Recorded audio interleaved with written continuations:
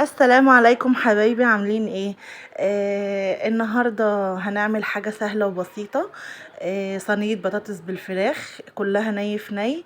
هنا انا قطعت البصل والبطاطس حلقات، وحطيت عليها توم وفلفل اخضر، وهحط بهارات كمان.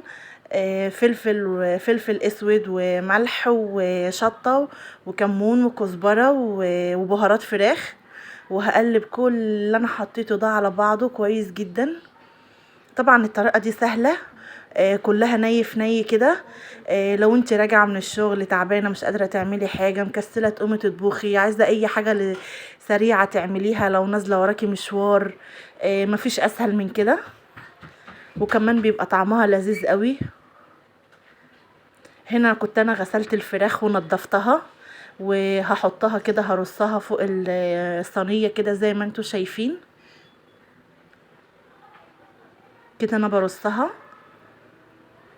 بعد ما رصيتها هقلبها كويس جدا في البهارات عشان تاخد من طعم البهارات وكده كويس قوي.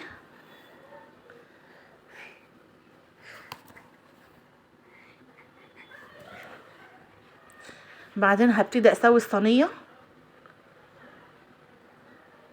وبعد ما اسوي الصينيه هقوم حاطه لها حبه زيت او سمنه زي ما انت عايزه، وبعدين هحطها تغلي غلوتين على البوتاجاز، وبعدين ادخلها الفرن.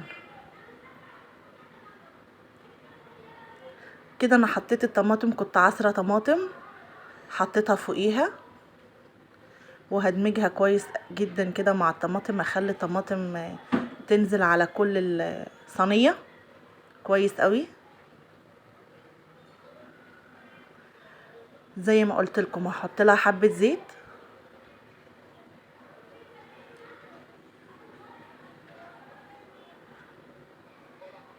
وبعدين زي ما قلت لكم هحطها على البوتاجاز من فوق تغلي غلوتين، وهدخلها الفرن. كده كانت الصينيه خلصت معايا وطلعت زي ما انتوا شايفين. شكلها بصراحه يفتح النفس. كده انا بوريكم ان البطاطس مستويه والفراخ كمان مستويه ولحمها ابيض من جوه، مفيش فيه اي حاجه. وبصراحه كانت طعمها زي العسل. انصحكم تجربوها، ولو عجبتكم ما تنسوش بقى متابعه ولايك وشير واكسبلور